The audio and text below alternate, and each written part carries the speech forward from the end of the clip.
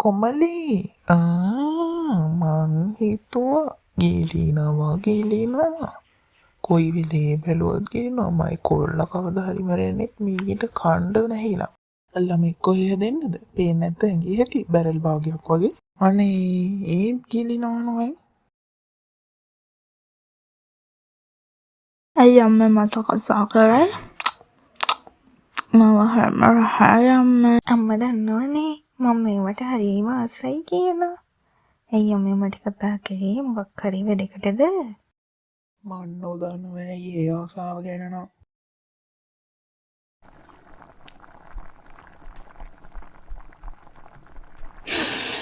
අම්මේ කුසුඹේ බෑ කොමලි මොනවද තෝේ ඔයා හදන්නේ සුවඳටම බඩ පිරෙනවා දරුවෝ කතා දෙකක් නෑ පංකඩ පහට ඇති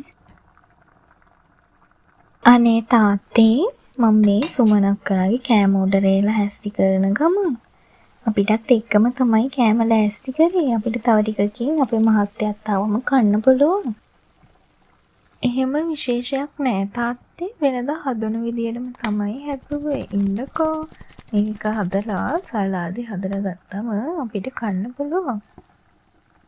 දුවගේ අත්ගුණේ ගැන මේ ගමේ මුන්දලා කතා වෙනවනේ. අපේ හාමිනේ කියන ඒවට මගේ දුව හිත නරක කරගන්න එපා දන්නවනේ උන්දගේ හැටි.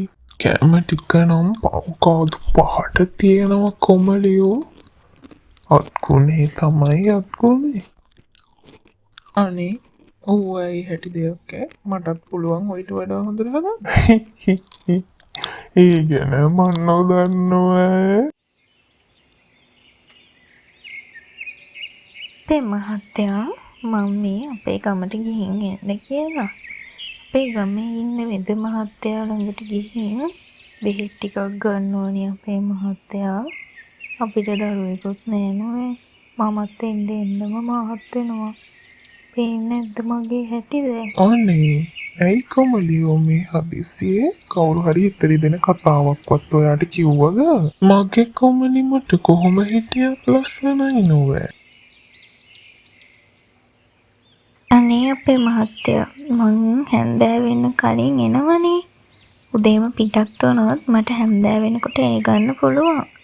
ගොඩ දවසකින් මං අපේ ගමට ගියෙත් නෑනේ. අම්මලාවත් බලලා නංගිගේ බබත් බලලා මං හැන්දෑ වෙනකොට එන්න. මං එහෙනම් ගිහින් එන්නද අපේ මහත්තයා? කියන්නකෝ. මං ගියාට කමක් නැහැ නේද? මං ගමේ ගිහිල්ලා ඉද්දි අපේ මහත්තයාට හොඳ කිරි හට්ටි දෙකක් එන්න. හොඳා කොමලිගේ ආසාව නොවේ. උච්චරම කියන එකේ එහෙනම් පරිස්සමට ගිහින් එන්නකෝ. ඕනනම් අපේ අම්මාවත් එක්ක කරගෙන යන්න. අම්මත් එයි. උන්දත් ගෙයි ඇතුලේම නොවේ ඉන්නේ. වෙනසකටත් එක්ක හොඳයි නොවේ. අපේ අම්මාවත් එන්න යන්න එහෙනම්. පරිස්සමට ගිහිල්ලා හැන්දෑ වෙනකොට එන්න එහෙනම්. ආනේ සෝමයක්ගේ කුඩ දවසක් තියන්නේ දැක්කේ. මොකෝ මේ පන්සල පැත්තේ සුභාරංචියක්වත් කොමලිත් හොඳටම මහත් වෙලා. අනේ අපිට කොහෙන්ද බං එහෙම වාසනාවක් මේකි මේ තඩි වෙලා ඉන්නේ ගිලලම. අපි ඔව්වට පින් කරලා නැහැ බං. ඕවා ඉතින් අපේ ලැබීම බං. අනේ අක්කේ එහෙම කියන්න එපා. ඌ අපේ හදිසියට වෙන ඒවා හරි වෙලාවම ඒ දේවල් හරියයි. කෙල්ලට නම්මනම් කියන්න එපා.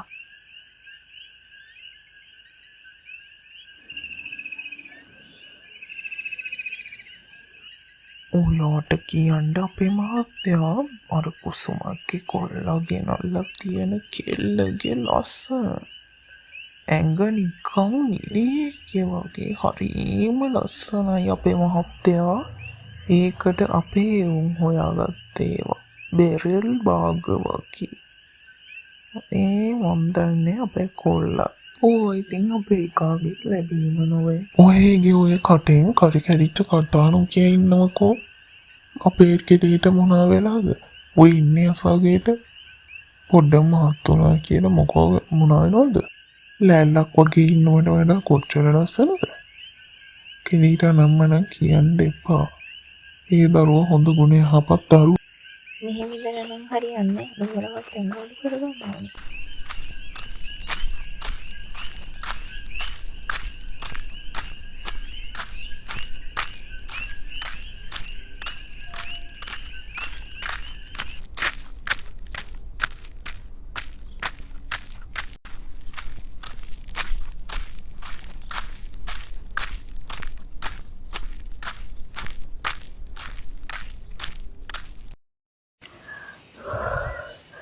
අම්මා මගේ තුනටිය කැරුණාද මන් දන්නේ. කකුලත් හොඳටම රිදෙනවා. මට දෙකයින් හොවැදිවෙත් පුතුම අමාරුවක් නේකට තියෙන්නේ. කවන්නේ කොහොම හරි දුවලා එක අඩු කරගන්න ඕනේ. මම දැන් වෙනදට වඩා කැත වෙලා. අම්මෝ